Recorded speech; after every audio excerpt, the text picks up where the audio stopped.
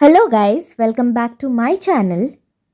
Today for a change, I am going to teach a poem.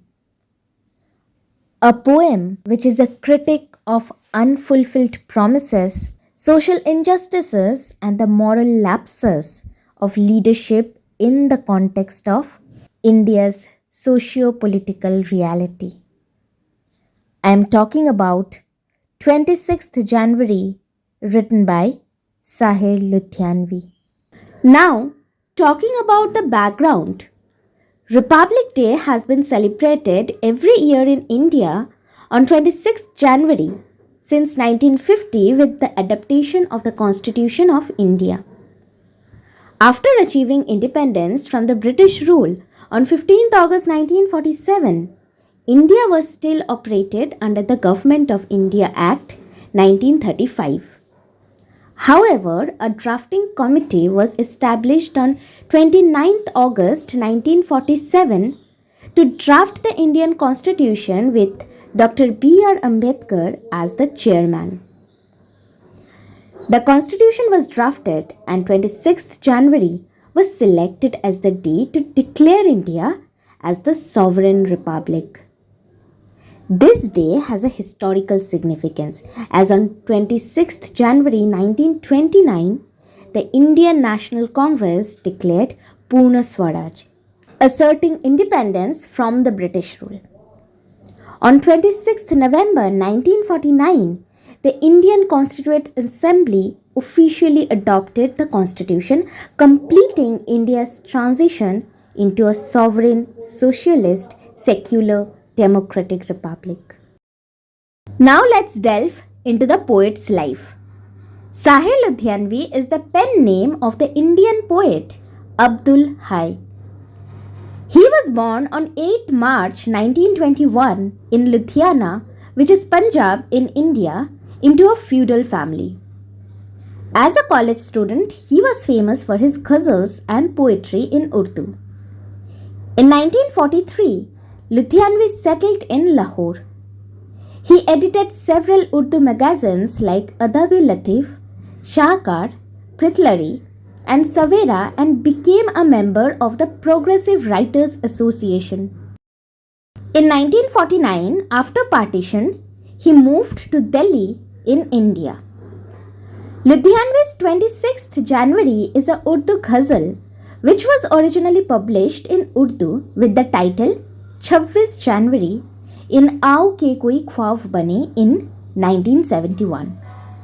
It was translated into English by Rakshanda Jalil and the poem meditates upon the day on which India became a republic. Now let's analyze the poem line by line. The first line is, "Come, let us ponder on this question. What happened to all those beautiful dreams we had dreamt?" Here, the speaker directs questions to the readers to ponder over a few questions that have risen in his heart, in the heart of the poet. This highlights the unfulfilled promises made by the leaders before India gained independence. These leaders pledged to uplift the lives of the people, but upon attaining power, they neglected these commitments. The speaker's inquiries revolve around the disparity between the optimistic dreams painted by these leaders before gaining power and the harsh realities that unfolded afterward. Then the poet is saying, when wealth increased, why did poverty also increase in the country? What happened to the means of increasing the prosperity of the people? Over here, the speaker acknowledges the increase in the country's wealth, but raises a critical concern about the simultaneous rise in poverty. Expressing approval for the overall economic growth, the speaker questions the readers about the specific actions taken by leaders to ensure the prosperity of the people. This questioning serves as a reminder to the leaders about their commitments and prompts reflection on the measures needed to address the widening gap between wealth and poverty. Then Ludhianvi is saying, those who walked beside us on the street of the gallows, what happened to those friends and comrades and fellow travelers? Before achieving independence, people of all ages, religions, classes united for freedom, standing resolute in their quest. However, the present scenario reflects a stark transformation.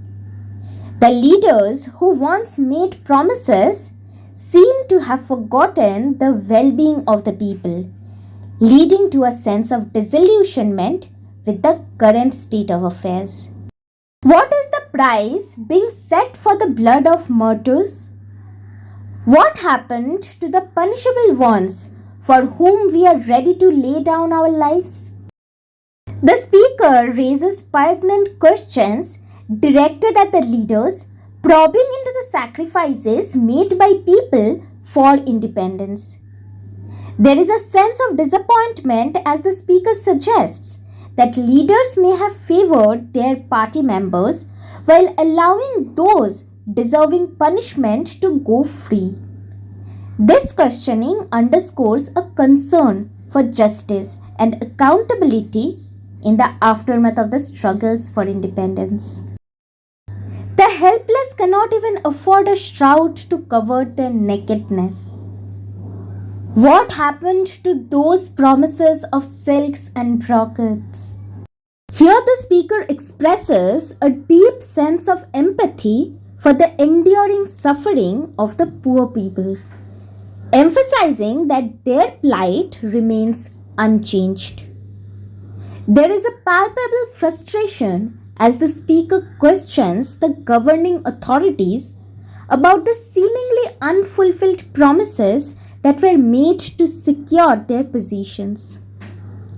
This inquiry underscores a perception of deception and calls into question the authenticity of the commitments made to alleviate the hardships faced by the impoverished. Cherisher of democracy, friend of humanity, wisher of peace. What happened to all those titles we had conferred upon ourselves?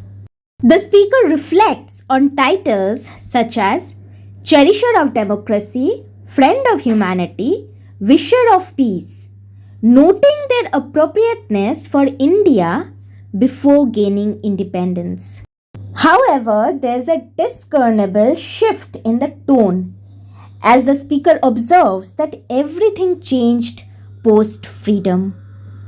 This implies a discrepancy between the ideals associated with these titles and the realities that unfolded after the attainment of independence. Why is the malady of religion still without a cure? What happened to those rare and precious prescriptions? Here the speaker addresses religious disagreements, likening them to a persistent malady. Despite the well-known phrase, unity in diversity, the speaker laments that this concept failed to eradicate the divisive mindset among people. Even after gaining independence, the speaker observes that individuals' minds remained enslaved to religious views, and this highlights an enduring challenge in fostering unity amid diversity.